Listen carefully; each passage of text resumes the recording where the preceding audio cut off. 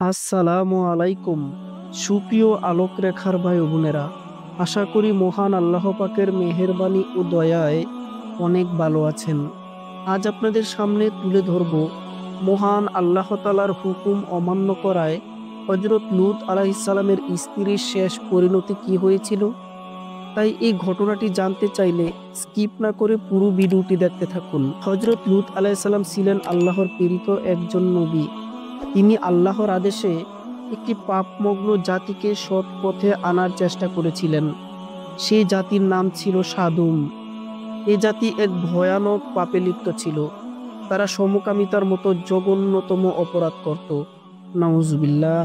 হযরত লূত আলাইহিস সালাম বারবার তাদের সতর্ক করলেও তারা তা শুনত না। বরং তারা লূতের প্রতি রাগান্বিত হয়ে উঠত। অথচ তিনি তাদের সত্যের দিকে আহ্বান করতেন, আল্লাহর শাস্তির ভয় দেখাতেন।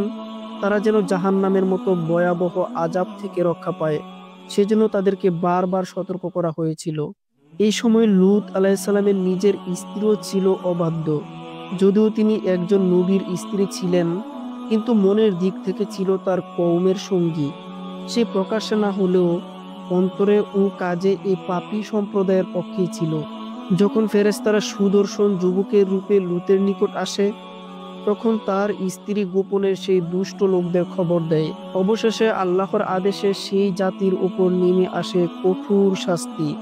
ফেরেশতারা লূত আলাইহিস সালামকে বলল, তুমি এবং তোমার পরিবার রাতের অন্ধকারে এই নগরী থেকে বের হয়ে যাও, তবে কেউ পেছনে তাকাবে না। যদি কেউ আল্লাহর হুকুম অমান্য করে পিছনে তাকায়, তাহলে আল্লাহর পক্ষ থেকে তার জন্য ভয়ঙ্কর শাস্তি আছে।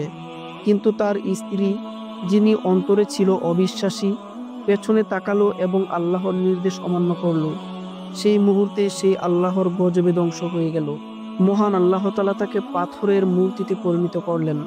কোরআনে বলা হয়েছে, সে পিছনে ফিরে তাকালো এবং ধ্বংসপ্রাপ্তদের অন্তর্ভুক্ত হলো।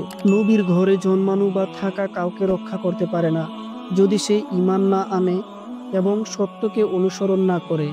হযরত লূত আলাইহিস সালামের স্ত্রীর কাহিনী আমাদেরকে শেখায়, আল্লাহর আদেশ মানা ও অন্তরের ঈমানই আসল। বর্তমানে এই পাথরের মূর্তিটির অবস্থান জর্ডানে। এই মূর্তির অদূরেই রয়েছে মৃত সাগর বা লুৎ সাগর, এবং এই সাগরের লবণের ঘনত্ব এতটাই বেশি যে কেউ যদি চায় সে অনায়াসেই এই সাগরের পানির উপরে ভেসে থাকতে পারবে। হে আমাদের রব, আমরা যেন আপনার হুকুম যথাযথভাবে পালন করতে পারি, আপনি আমাদেরকে সেই তৌফিক দান করুন।